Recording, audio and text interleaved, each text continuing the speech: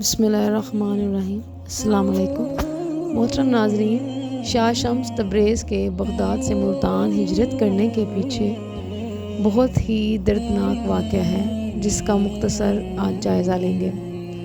Baghdad کے علماء شاہ شمس تبریز کے بہت خلاف تھے اور تمام اراکین سلطنت بھی علماء کے ہم نوا تھے۔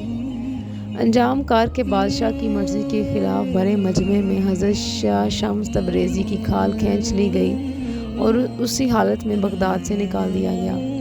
آپ کا جسم لہولہان تھا۔ ولی عہد سلطنت شہزادہ محمد کو شاہ شمس تبریزی سے بہت عقیدت تھی۔ جب آپ شہر بدر ہوئے تو شہزادہ محمد بھی آپ کے ہمراہ تھا۔ رخصت ہوتے وقت اس نے اپنے امراء سلطنت کو بھی مخاطب کرتے ہوئے کہا تھا، جس ملک میں شاہ شمس تبریزی سے یہ سلوک کیا جائے وہ ایک لعنت کدہ ہے اور میں اس لعنت کدے میں سانس لینا بھی گوارا نہیں کرتا۔ یہ کہہ کر شہزادہ محمد شاہ شمس تبریزی کے ہمراہ بغداد کی حدوں سے نکل گئے۔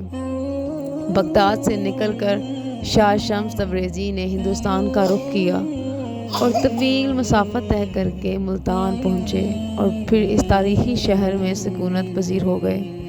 شاہ شمس تبریزی ایک دن کسی شخص کو اپنا گوشت بھوننے کے لیے ان کو آگ کی ضرورت پیش آئی تو شہزادہ محمد کو آگ لینے بھیجا، مگر پورے شہر میں کسی نے آگ نہ دی۔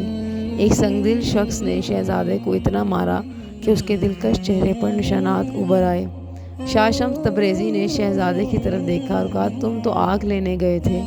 شہزادے محمد نے پورا واقعہ سنایا۔ شاہ شمس تبریزی کو جلال آ گیا۔ آپ نہایت غصے کی حالت میں اپنی خانقاہ سے نکلے۔ گوشت کا ٹکڑا ہاتھ میں تھا۔ آپ نے آسمان پر سورج کو مخاطب کرتے ہوئے کہا، تو بھی شمس ہے، میں بھی شمس، میرے اس گوشت کے ٹکڑے کو بھون دے۔ ایک دم سورج کی گرمی کی شدت میں اضافہ ہو گیا۔ پھر گرمی اتنی بڑھی کہ اہل ملتان چیخ اٹھے۔ در و دیوار جل رہے تھے اور پورا شہر آگ کی بھٹی بن کر رہ گیا تھا۔ کچھ باخبر لوگوں نے یہ صورتحال دیکھی تو حضرت شاہ شمس تبریزی کی خدمت میں حاضر ہوئے اور عرض کرنے لگے، کیا چند نادانوں کے جرم کی سزا پورے شہر کو دے ڈالیں گے؟ یہ نادان نہیں، سفاک ہیں۔ حضرت شاہ شمس تبریزی نے غصے کے لہجے میں فرمایا، آگ جیسی بے قیمت چیز نہیں دے سکے اور میرے محبوب کو زخموں سے سجا دیا۔ آخر کیا جرم تھا اس کا؟ جانتے ہو یہ کون ہے؟ بغداد کا شہزادہ ہے۔ میری خاطر دروازے دروازے بھیک مانگنے گیا۔ اس کے زخموں کو میں کیسے بھول سکتا ہوں؟ جب تک پورے شہر کے جسم آبلوں سے نہیں بھر جائیں گے میں معاف نہیں کروں گا۔ یہ آپ کے مقام سے واقف نہیں، خدا کے لیے انہیں معاف کر دیجئے۔ ملتان کے دانائے حضرات نے اپنے لوگوں کی سفارش کرتے ہوئے کہا، یہ بات آپ جیسے بزرگ کے شان بھی نہیں۔ میرا جب اب تم خدا کو درمیان میں لے ہی آئے ہو تو معاف کیے دیتا ہوں۔ حضرت شاہ شمس تبریزی نے مقامی لوگوں کی جماعت سے فرمایا اور پھر سورج سے مخاطب ہوئے، اپنی حرارت کم کر دے۔